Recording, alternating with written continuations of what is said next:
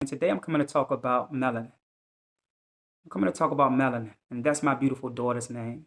And there's a reason why I named her that, because every name that attaches to a person is magical. It becomes you.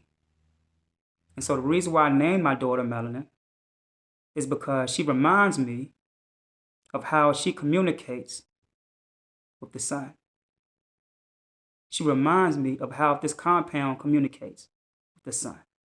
Now, melanin is produced when specialized cells known as melanocytes is in communication with the sun.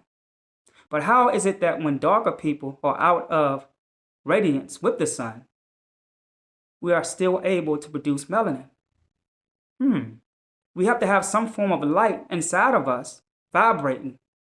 Because if melanin is only produced when we are in the sun, then what happens when we're outside of the sun? We don't become light.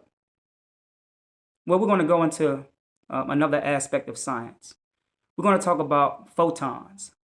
Photons are pockets of light which travels across the universe. And they are fragmented vibrations of dark matter which is created through dark energy. So if melanin acts as photons, which are packets of light, then that means that we have something inside of us that most cultures don't have. And I'm not being racist. I'm just giving you the chemistry of what flows within the chemical makeup of our anatomy. Because if this specialized cell that we call melanocyte is the reason why melanin is produced when in communication with the sun, then outside of the jurisdiction of the sun, darker people are still dark, meaning that they have to have some form of light which is identical to the sun traveling inside of them, which I call photons, these pockets of lights. And there are more than one cell in our body. So that means that the neurons in our brain spark differently than any other culture. Because if our brain have melanin in it, and don't get me wrong, it's 3 types of melanin. You have pheomelanin, euomelanin, and neuromelanin. And the melanin that darker people have in the brain sparks at a higher frequency than any other culture. Again, I'm not being racist.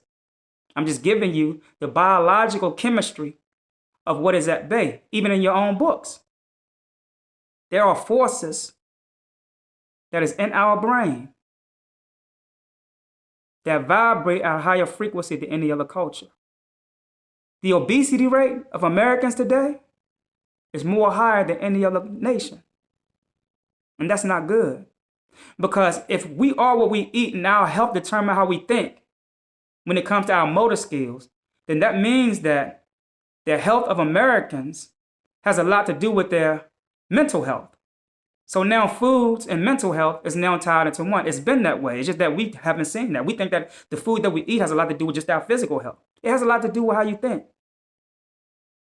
This is why when you look around at the so-called minority communities, the aggression and the crime rates are more higher because the frequency of the food is more lower, meaning the consciousness and the intellect that is put in our food, which is communicating to our genetic structure, is telling our genetic structure to behave as such as the frequency that is that we place into our bodies. They know this. These people are wicked scientists.